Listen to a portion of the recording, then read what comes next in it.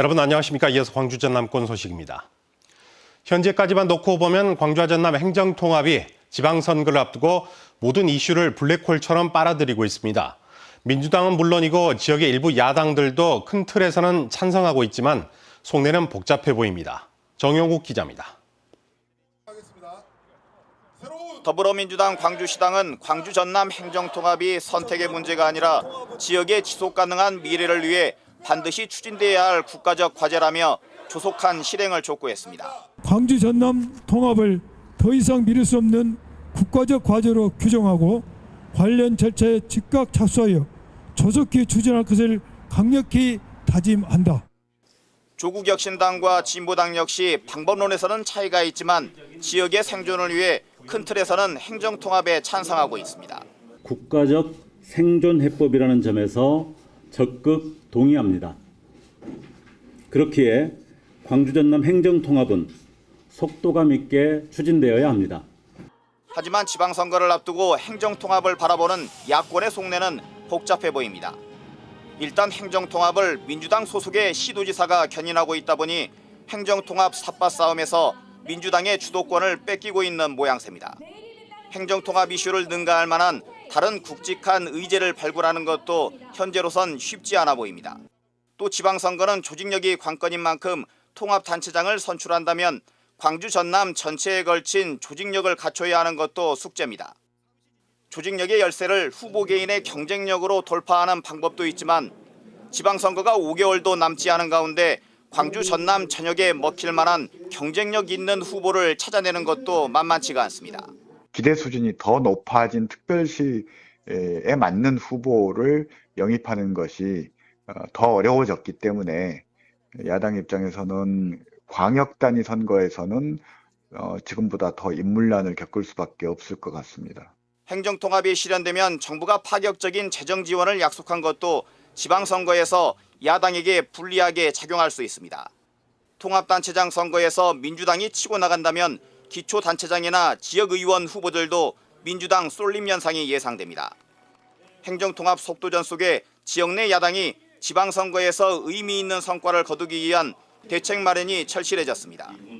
MBC 뉴스 정용욱입니다. 광주시와 전라남도가 내일부터 광주 전남 27개 시, 군, 구를 돌며 주민 의견을 듣는 행정통합 공청회를 개최합니다. 광주에서는 내일 동구를 시작으로 서구, 광산구, 북구, 남구 순으로 진행되며 전남은 내일 영암과 순천을 시작으로 장성, 목포, 신안, 무안 순으로 공청회가 열립니다. 광주시와 전라남도는 공청회 등에서 나온 의견을 정리해 이달 중 발의되는 행정통합특별법에 담을 계획입니다. 광양 고로쇠 약수가 제철을 맞으면서 지역 농가들은 풍작의 기대감 속에 첫 채취 작업에 나섰습니다. 하지만 올해도 기후변화에 따른 채취량 감소와 판매 부진 등이 예상돼 지역 업계가 대책을 고심하고 있습니다. 김주희 기자입니다. 광양시 진상면 백운산 자락. 아름드릴 고로쇠 나무에 구멍을 뚫고 호스를 연결하자 이내 고로쇠 수액이 방울로 맺혀 떨어집니다. 광양 백운산 일원에서 고로쇠 수액 채취가 본격적으로 시작됐습니다. 고로쇠 수액 채취 농민들은 올해 기대감을 드러내고 있습니다. 이 나무 같은 경우는 백운산에서 자생하는 나무로서 꽤 큰 편에 속하거든요. 그래서 1년에 18리터 기준으로 해서 한 6, 7개 정도 나올 것으로 예상하고 있습니다.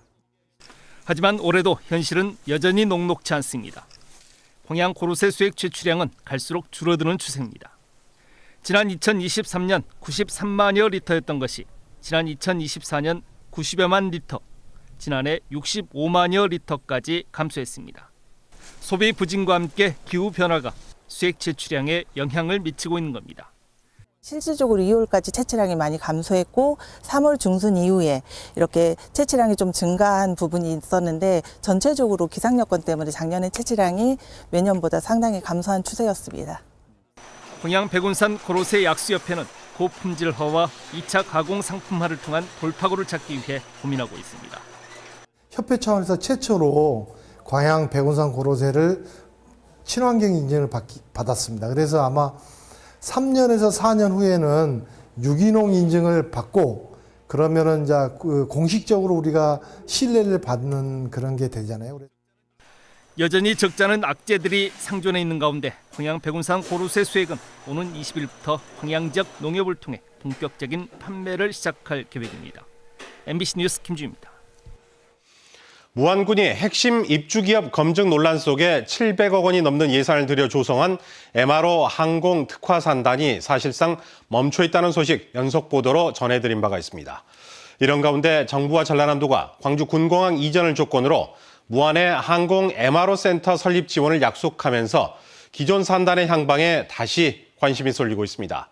다만 입주기업이 사실상 없는 상황에서 시설부터 짓는 게 맞는지 이제는 보다 현실적인 대책이 필요하다는 지적이 나오고 있습니다. 박혜진 기자입니다. 준공 3년차를 맞은 현재 서해지방해양경찰청을 제외하면 입주기업은 사실상 없는 무안 MRO 항공산단. 당시 입주 의향을 밝혔던 5개 기업 가운데 4곳은 입주를 포기했고 1곳은 중도금조차 납부하지 못했습니다. 이런 가운데 최근 국무총리가 사천 MRO 산단을 직접 방문해 국가 방산 거점으로 키우겠다는 뜻을 밝혔습니다. 대한민국의 어떤 미래 방산의 심장이라고 할 수 있는 이곳에 와서 세계 4대 방산 국가로 우뚝 설 수 있도록 하는 과정에 함께 노력하겠다는 말씀을 드립니다. 전투기 등을 생산하는 한국항공서비스와 항공기 정비기업까지 이미 입주해 있는 사천과 달리 무안 MRO 산단은 입주기업도 안정적인 정비 물량도 확보하지 못한 상황입니다.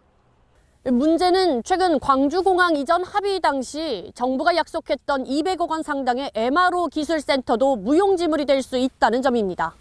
MRO 기술센터는요, 산업단지 내에 MRO 기업들이 입주하게 되면 그 정비나 검사할 수 있는 장비를 공동으로 활용할 수 있게 해주고, 이미 국비 일부를 확보해 올해 설계에 착수할 예정이지만 정작 이를 활용할 입주기업이 없는 상태에서 시설부터 짓는 게 맞느냐는 지적도 나옵니다. 이런 상황에서 이미 700억 원의 예산이 투입된 무안 MRO 산단을 어떻게 살릴 것인지가 과제로 남았습니다.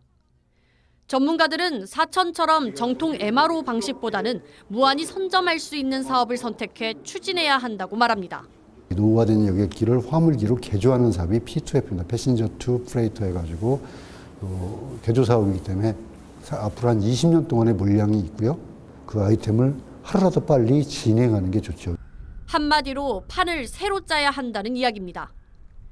사전 수요 검증 부족과 허술한 행정 판단 속에 조성된 무안 MRO 산단. 정부 지원이 또 다른 예산 낭비로 이어지지 않기 위해서는 무안 MRO 산단의 구조 전반에 대한 재점검이 불가피해 보입니다. MBC 뉴스 박혜진입니다. 빛거울 전남대병원 류머티즘 센터가 오는 3월 광주 동구 학동 본원으로 이전합니다. 이전의 배경에는 만성적인 재정 적자가 원인으로 꼽히고 있습니다. 병원 측은 류머티즘 센터 환자 대부분이 복합질환 비율이 높은 고령 환자여서 다른 진료가 필요할 경우 본원을 오가야 하는 기존의 불편이 해소될 것으로 보고 있습니다. 광주시가 무주택 청년의 주거비 부담 완화를 위해 청년이 전월세 임차 보증금을 대출할 때 발생하는 이자를 지원하기로 하고 내일부터 대상자를 모집합니다. 사업 대상자는 모두 70명이며 대출금리 2.5% 중 2%를 광주시가 지원합니다. 신청 희망자는 광주 청년통합 플랫폼 누리집을 통해 온라인으로 접수하면 됩니다. 10대부터 20대 헌혈자가 급감하면서 광주와 전남 지역의 혈액 수급 위기가 심화되고 있습니다. 대한적십자사 광주전남혈액원에 따르면 광주와 전남 지역 헌혈자는 지난 2015년 17만 9천여 명에서 2025년 10만 1천여 명으로 감소했습니다.